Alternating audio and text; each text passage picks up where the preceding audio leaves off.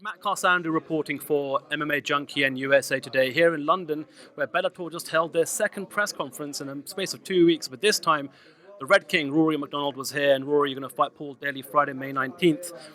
That was a pretty intense stare down right at the end of the press conference. What did you see when you looked into Paul Daly's eyes? What I expected, I've been watching Paul for a long time. He's a banger, as they say. He comes to fight, comes to knock your head off, and I could see he's an aggressive guy, and that's what I'm looking forward to, putting my aggression on him as he tries to, take me out. So it should be a good fight. Since joining Bellator, have you had fighters from other promotions reach out to you, ask you about the experience and whatnot? Yeah, a little bit. I think they're interested to see, what are they to work with? What do they like to work with? What are the differences? I think they could see, the demeanor of Paul Scott and Rich.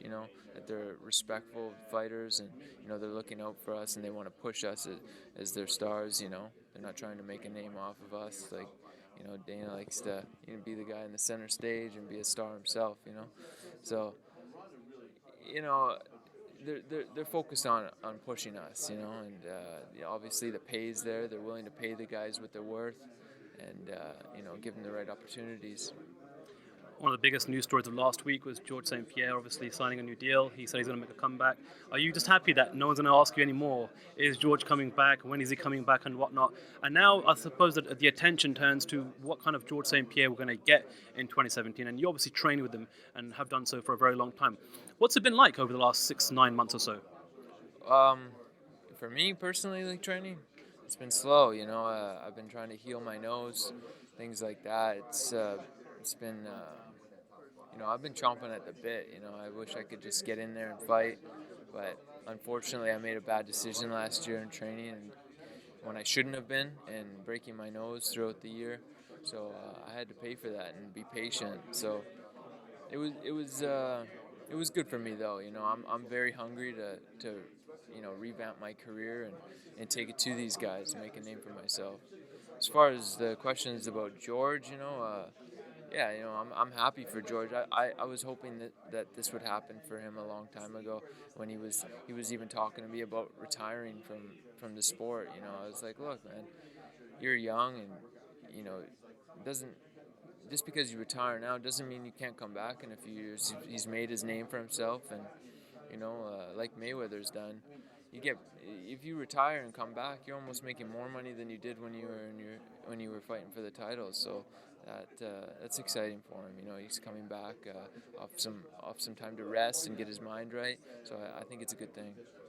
I think I know that you've been now splitting your training recently, both at TriStar and I believe going back to Vancouver. Is that correct? Kelowna at Toshido MMA. Okay.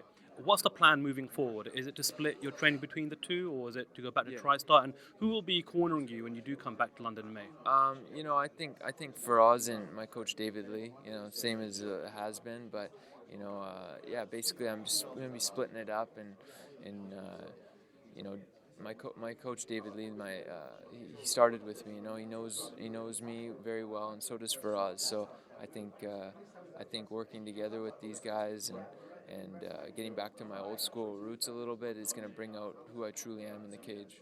I know you're quite a cerebral type of fighter. When you look at Paul Daly and what he brings to the table, break him down for me. What areas are you looking to exploit when you do fight him? I think it's quite obvious that Paul's a strong kickboxer. He likes to stand on his feet and knock you out, and I think I can compete just fine with him on the feet, but I have a big advantage on the ground. If I can get on top of you, on anyone in this game, I'm going to put you away, and I think that's a big strength of mine. But I think mixing the two is my biggest strength. So the fact that you have to worry about both is going to be dangerous for him. What kind of atmosphere are you expecting here? Do you think the crowd will be against you, or do you think, you are a fan favourite amongst the sport? Do you think you'll get a warm reception here in London? I'm not too sure. It's the first time, right? So, I figured when I fought BJ Penn in Seattle, I'd probably get some love out there, and I was so wrong. I've never been booed more in my life. Right. So, whatever comes. I don't mind being the bad guy, or if people are supportive of me, that's cool too. I'm just in there to fight either way. Final question then: when you close your eyes and you envision the fight playing out, how do you see yourself getting your hand raised? I want to finish daily in an impressive manner. I want to make a statement, like I was saying. Um, there's a lot to redeem, and coming off a two-fight losing streak, and such a bad performance in my last one, especially. So personally, I want to take it to him and give this guy a beating.